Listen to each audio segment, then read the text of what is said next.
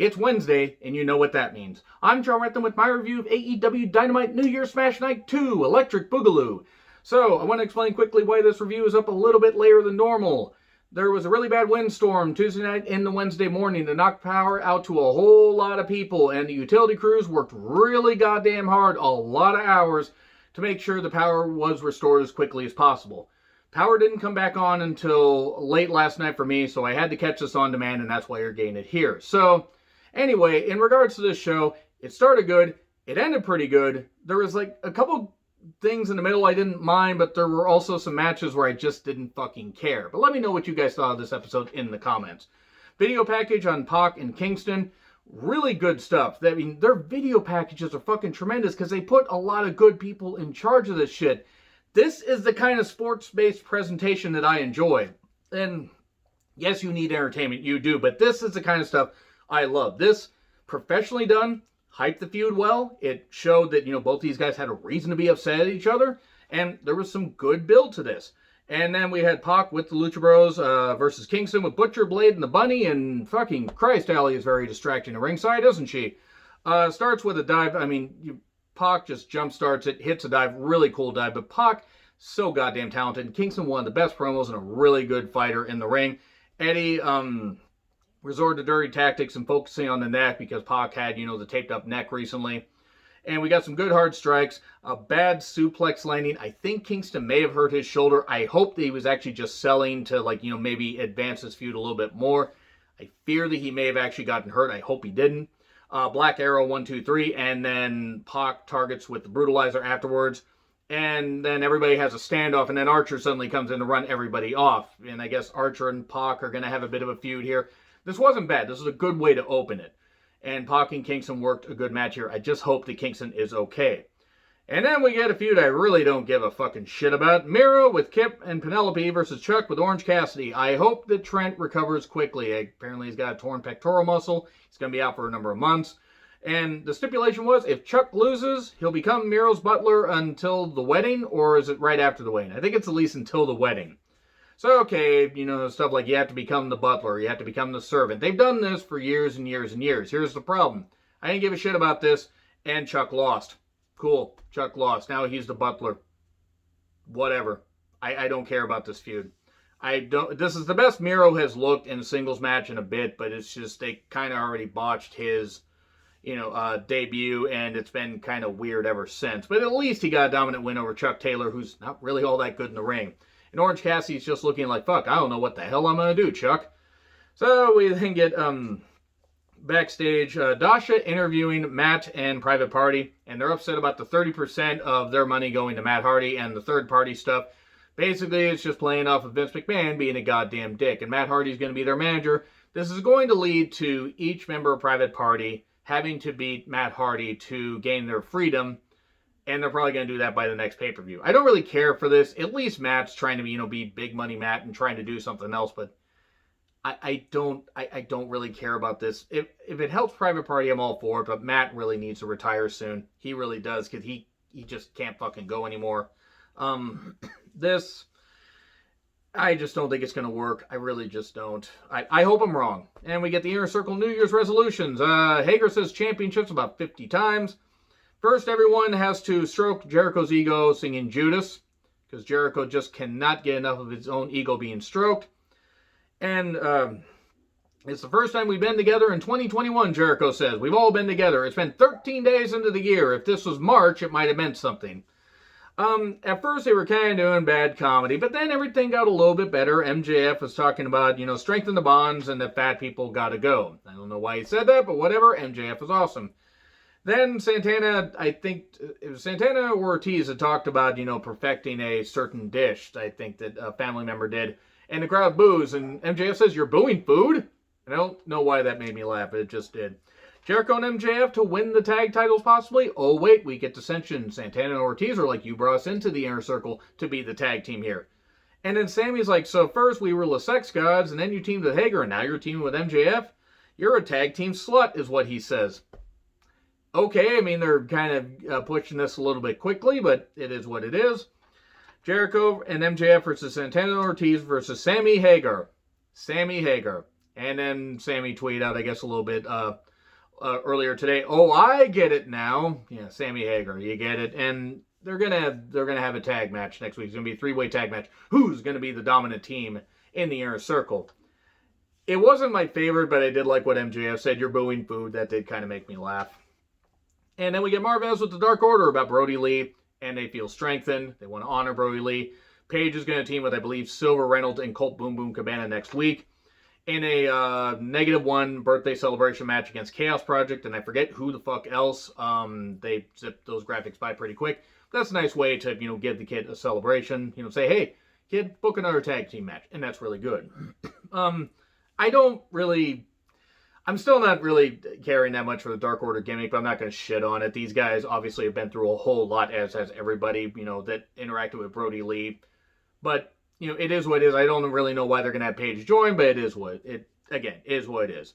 AEW Dynamite Awards. Hopefully they're better than the Slammies. That's all I gotta say. Darby and Cage video package. Sports Space. Thank God. This was good shit. And then we come crashing down to Omega and the Bucks having a weird interaction backstage while Don Callis strokes his own goddamn ego. And I'm sorry. I know people like Omega and Callis together. I don't.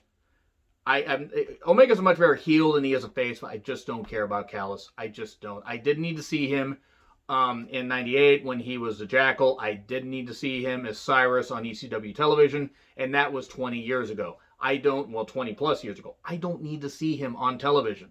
But if people like it, that's fine. It's supposed to be Omega and the Bucks in a 6-man match, the Elite against Danny Limelight and the Varsity Blondes. But oh no, swerve, bro, and we get the Invisible Hand bringing in the Good Brothers. The Invisible Hand, by the way, is Don Callis' nickname, in case you don't know. You might have not caught it because Don Callis has only mentioned it about 80 fucking million times on the show because he likes to stroke his own ego. Okay, the band is back together. Great.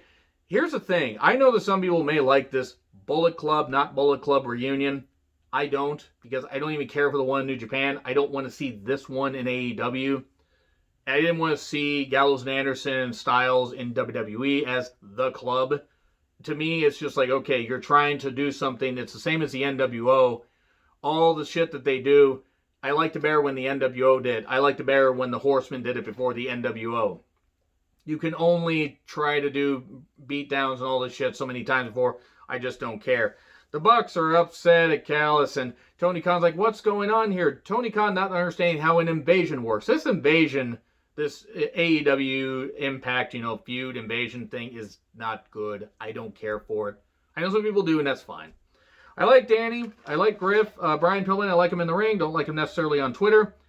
My exact notes for this is, why should I care? And I didn't care about this match. And Gallows and Anderson are a good team. Omega is a very good athlete that has had good matches. Even great matches. But I don't think he's the best. But there are people that do. Shivani did say, what is the Impact pay-per-view called? We Are Dead. Don't know why that made me laugh. Very awkward pile on during the break. A Magic Killer pins Danny Limelight. Think Danny Limelight's got a bright future.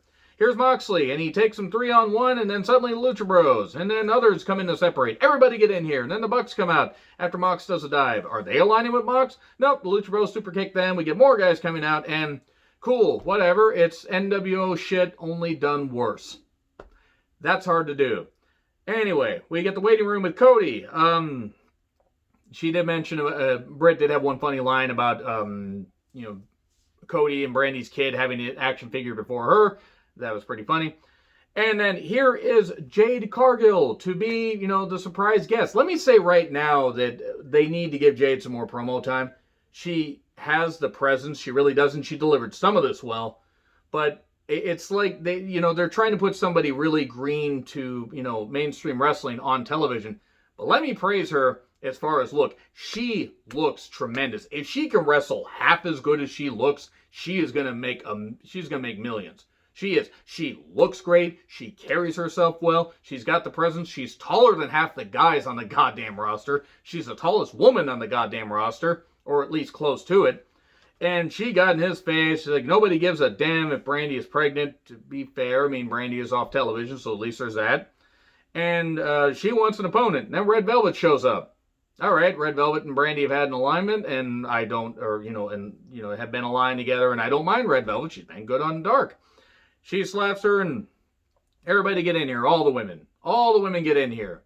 And then we just went with that. Then suddenly footage of Britt and Thunder Rosa. And then Thunder Rosa interrupts to basically say she's going to face her at Beach Break. Okay, cool. You know what? I like Thunder Rosa a lot. And I think her and Britt can have a pretty damn good match here. Now, I think that Thunder Rosa might lose here, and then Britt will eventually lose the blow-off. But this was a pretty good build. Jade is a fucking star in the making. Some of the promo worked. Some of it didn't work. It's like she was supposed to whisper to Cody, but then she had the mic with her, so people could hear, but it was just very awkward. She's taller than Cody, though. That's amazing. Anyway, so the Jungle Boy theme, I want to say right now, it's apparently something he used on the Indies. Somebody told me that. And yeah, this is going to get him over. When full crowds are back, people are going to be chanting that, cheering that. They are going to make Jungle Boy a star. Jungle Boy's already on the rise. He is improving dramatically. Has in the year and a half AEW's basically been around. He is going to be something special, and this theme's going to help. FTR versus Jungle Boy and Stunt. The fact that FTR did not beat Stunt in 2 minutes is fucking baffling. I know they wanted to torture him, prove that he didn't belong, and I get it. Jungle Boy was the one they needed to feature here, but they beat Stunt. Thank fucking God they beat Stunt. And totally got involved before, and then they beat Stunt. Good shit. Ty Conte with Anna Jay versus Serena Deeb, NWA Women's Championship match. Can we get a less plastic-looking NWA Women's Championship? It looks like a trinket. I know the NWA is kind of on ice right now, but seriously, somebody, a belt maker, spend some money. Tony Khan, spend some money and get another NWA championship. He already blows a whole bunch of money like on Sting. Blow some money and help the NWA out. Some nice wrestling, some nice scissoring action. Moving on from that, some good strikes, some, good submission work. And Ty did pretty well, and we got the Deep Talks 1, 2, 3. And Anna Jay consoled Ty Conte, and it was good stuff.